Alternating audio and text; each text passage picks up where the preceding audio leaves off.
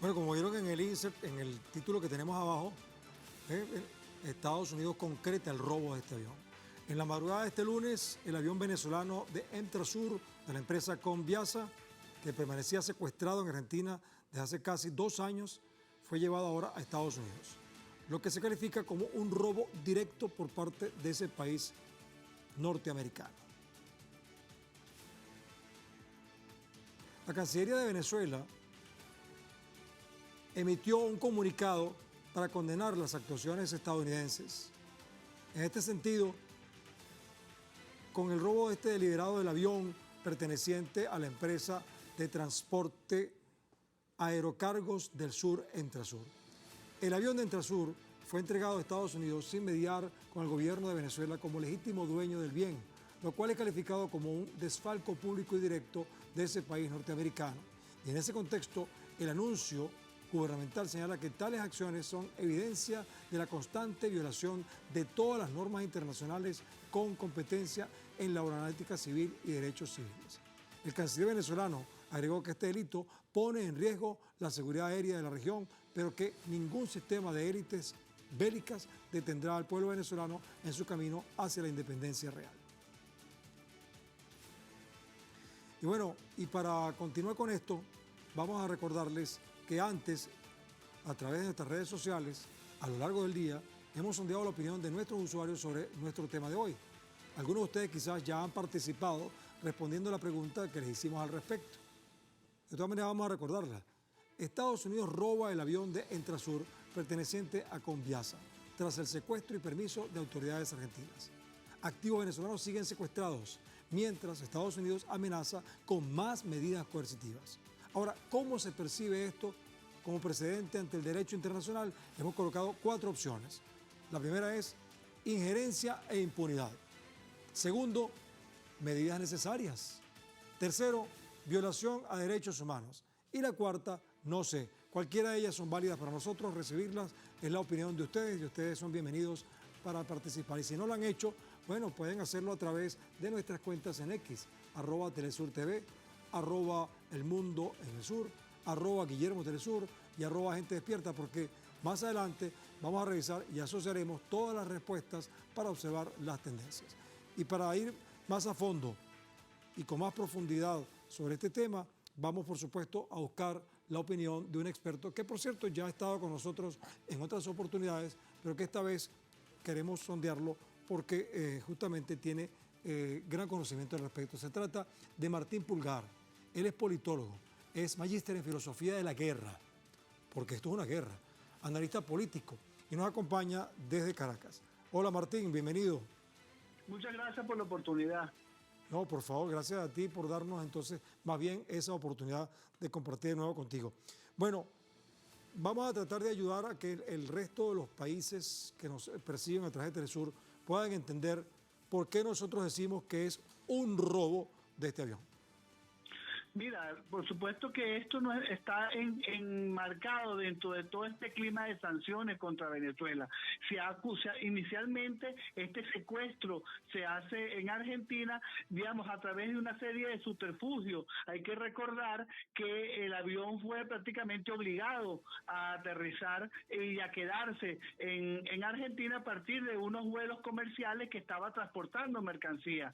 Ya esto va más de un año, digamos, fue apresado prácticamente, primero con acusaciones de espionaje, por ejemplo, de tráfico de armas, y después también hasta se indicó tráfico de drogas en el avión, porque tenía una tripulación venezolana y una tripulación que estaba enseñando, tal como dicen los acuerdos internacionales de compraventa de este tipo de aeronaves, una tripulación iraní. Entonces se acusó inclusive, aparte de la tripulación iraní que ayudaba en el aprendizaje, del manejo del avión, digamos que era parte de la Guardia Revolucionaria iraní, y se le acusó de espionaje. Todo esto a través de una instrumentación mediática en esto de las guerras mediáticas que el Cono Sur y fundamentalmente Argentina y fundamentalmente toda esta mediática de Clarín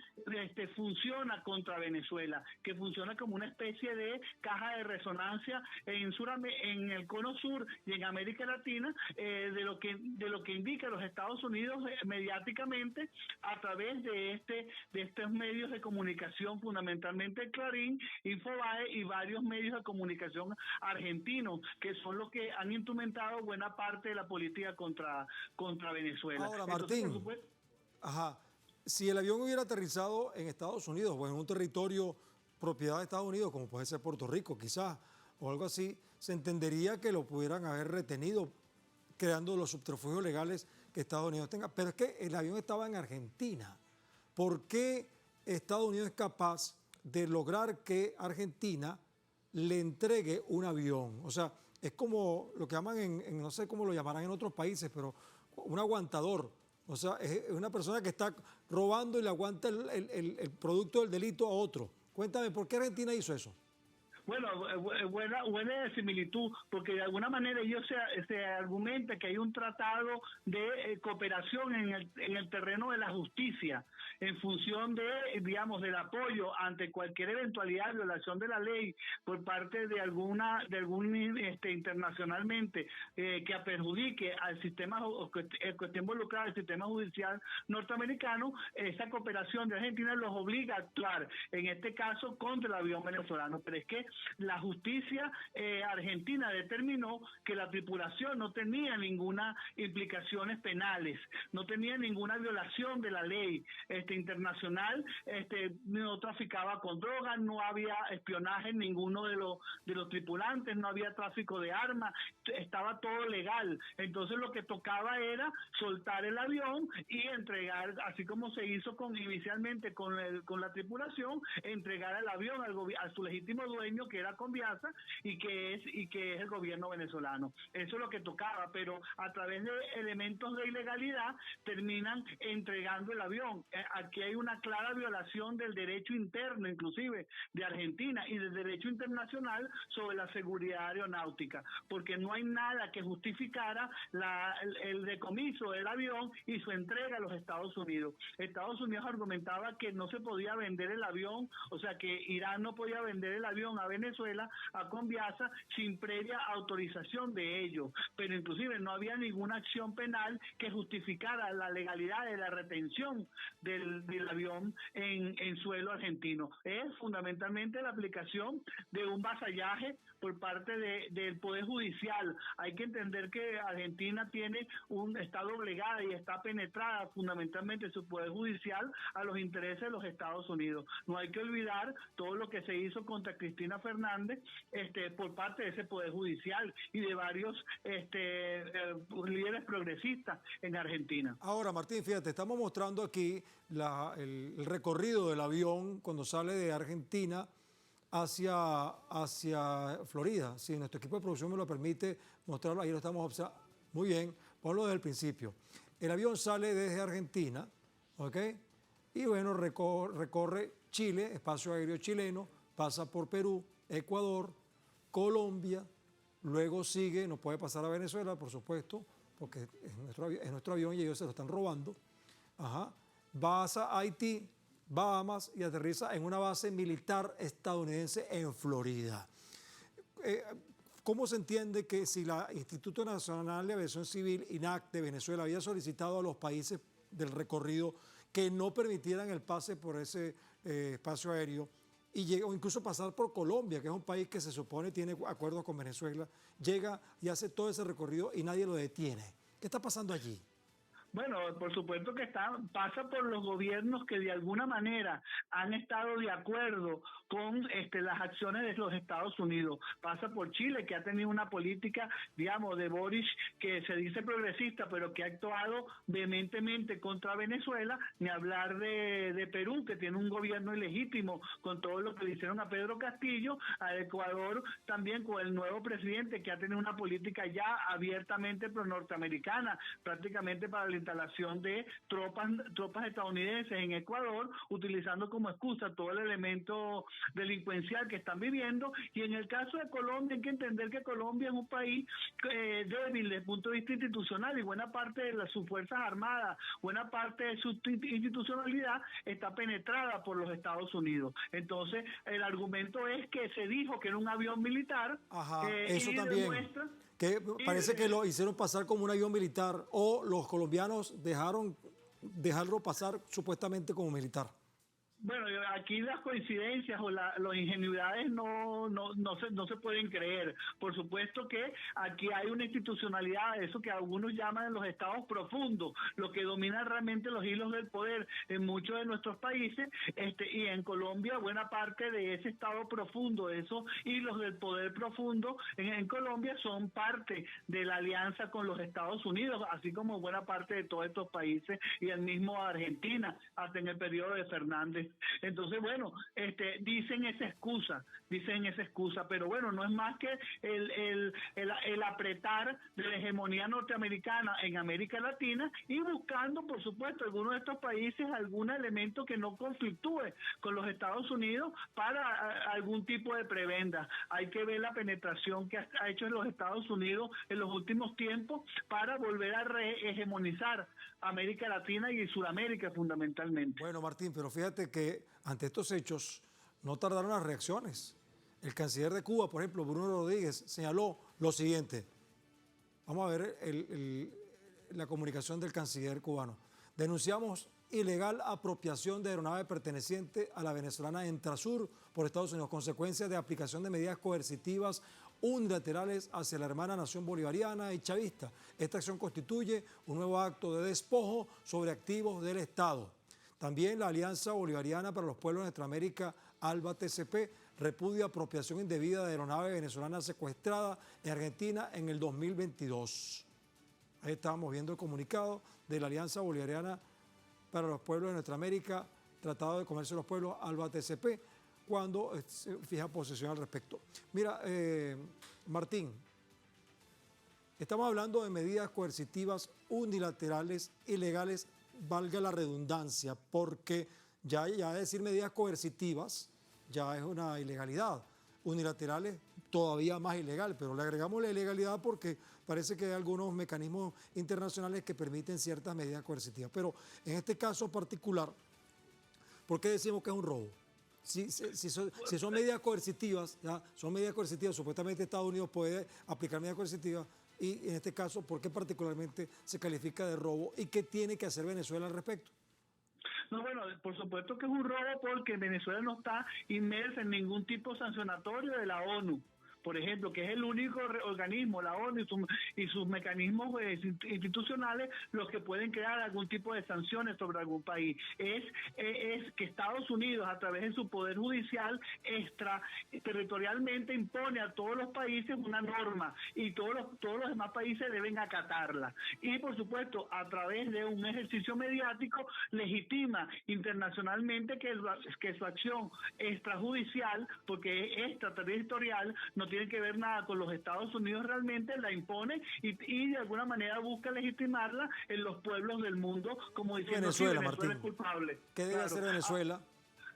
Por supuesto, denunciarlo, ¿no? Denunciarlo, y por supuesto hay mecanismos en las instancias de la aviación civil internacional donde deben ser denunciados. Por supuesto, esto no es más que parte fundamental del ejercicio de los Estados Unidos dentro de toda esta presión que se va a ejercer sobre Venezuela en este año electoral.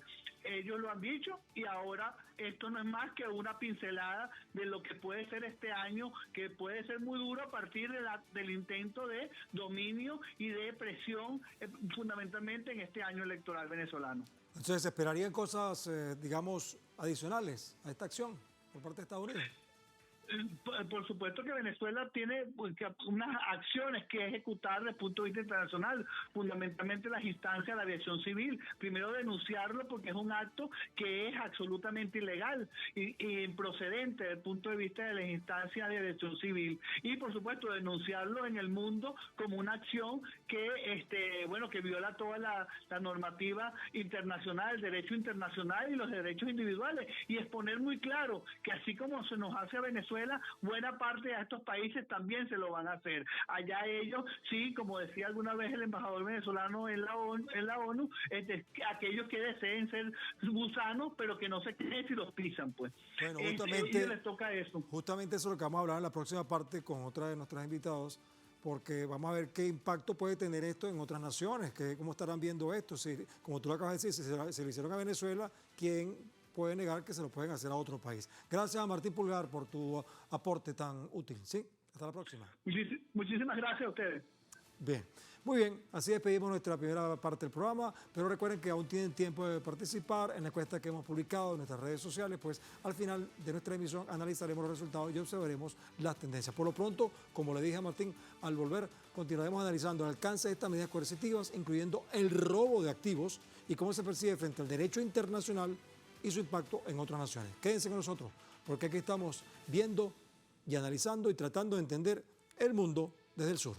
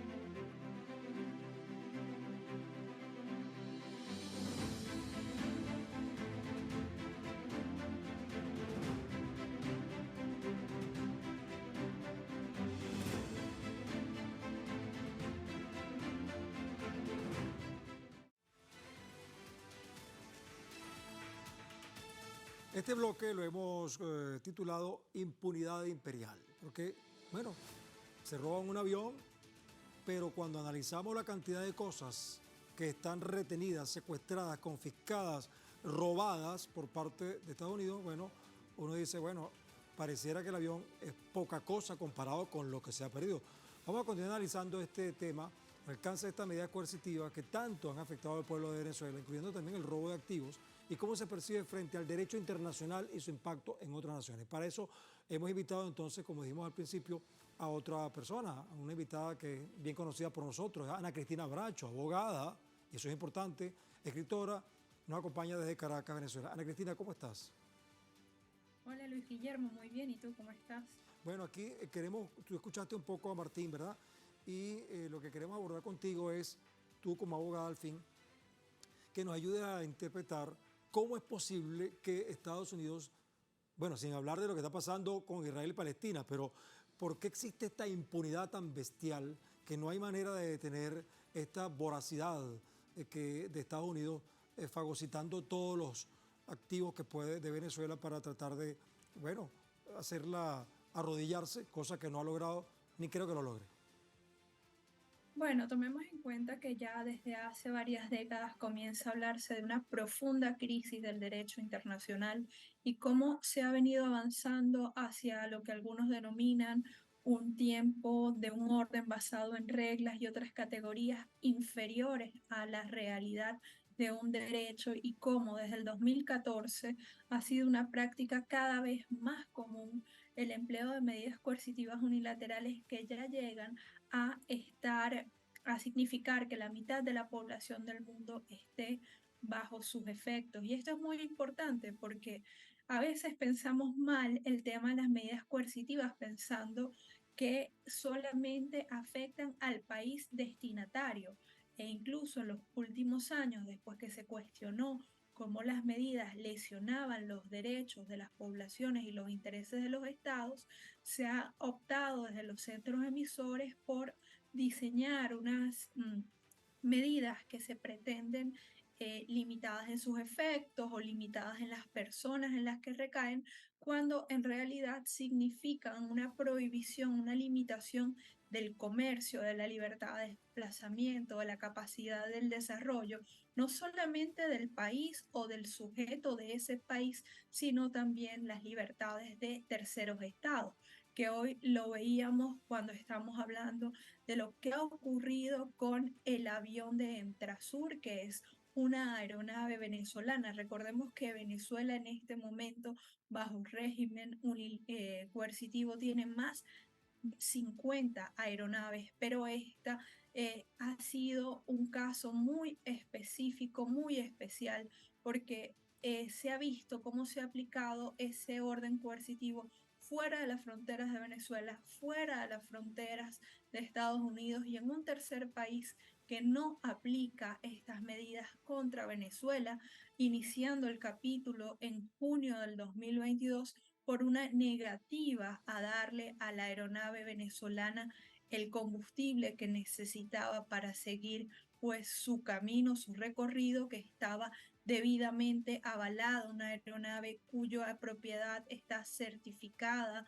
dentro de las instituciones internacionales y que además estaba haciendo operaciones de aviación civil, que es una actividad que vemos cómo la Corte Internacional de Justicia se ha referido a ella como que no puede ser sancionada porque afecta a particulares y cómo existe un importante marco jurídico centrado en el derecho de Chicago que establece la cooperación necesaria entre los estados para poder volar. Ana Cristina, pero vamos a ver más allá del avión, que ya lo abordamos bastante en la otra parte.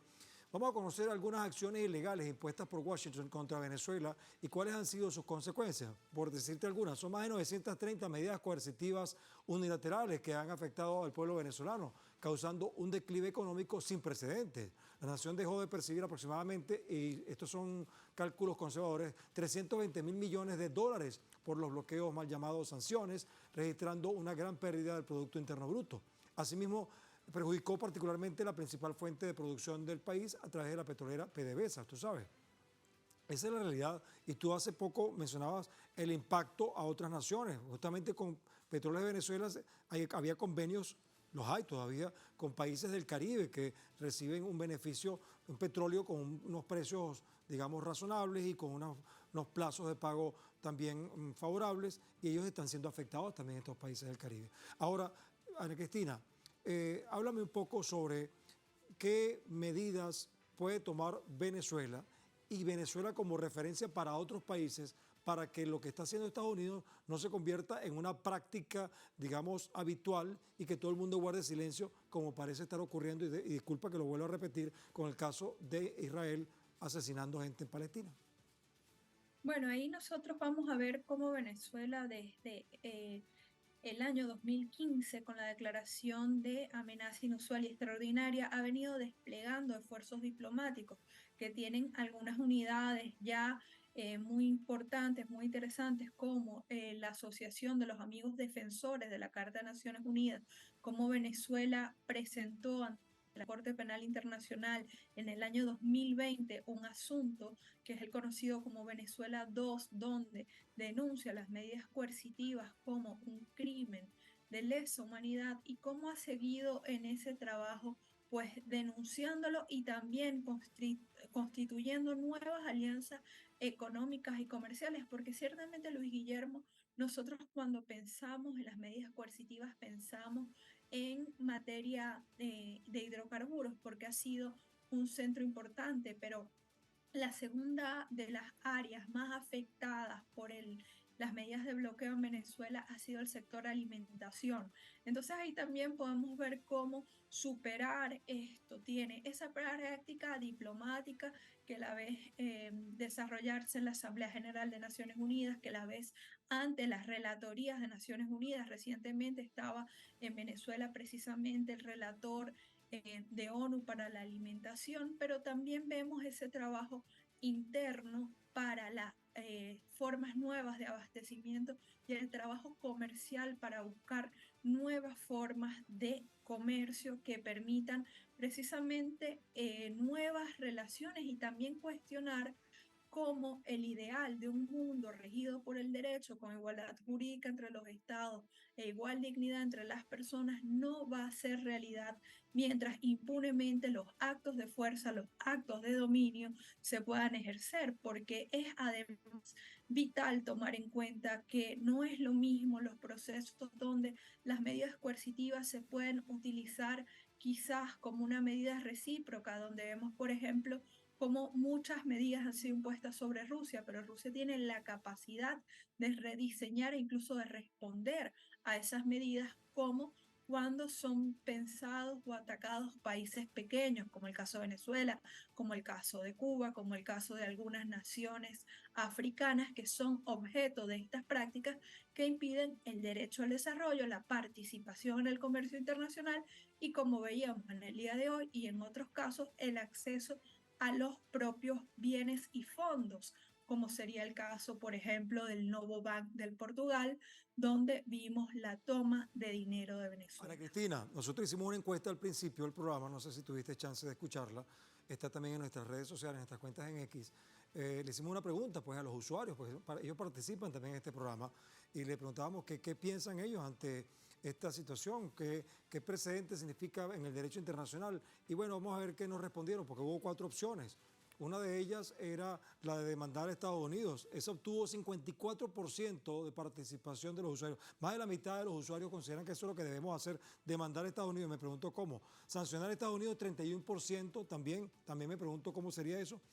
La otra parte es negociar con Estados Unidos, 8%. Y bueno, y un poquito menos es la opinión de la gente con respecto a no saber qué hacer al respecto. Gracias, Ana Cristina, por tu participación en nuestro programa. Hasta luego. Un abrazo, abogada, politóloga y bueno, amiga de esta casa. Bueno, vamos a ver, hay algunas ideas centrales que nos deja este programa de hoy. Primero, vamos a ponerlas bajo el foco.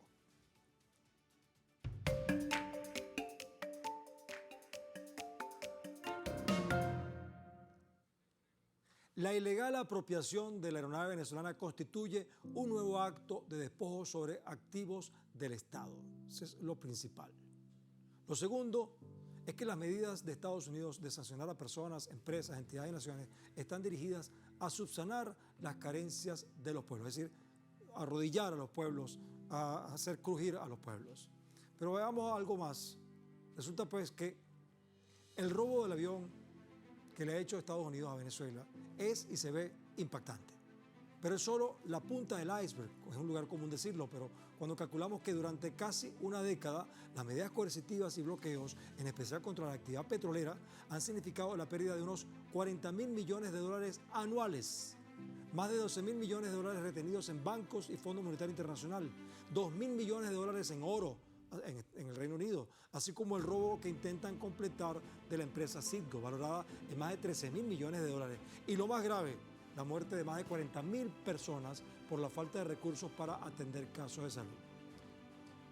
Pero a pesar de todos estos obstáculos y pérdidas que ha impulsado Estados Unidos junto con sus cómplices en América Latina y Europa, desde hace algunos años, desde el año 2021, Venezuela ha mostrado señales de crecimiento económico, descenso de la inflación, estabilidad monetaria, retorno de connacionales, así como nuevas y más fuertes alianzas internacionales que han mostrado cómo contra la criminal prepotencia un pueblo con dignidad y resiliencia es capaz de ofrecer lecciones de fortaleza en el mundo desde el sur.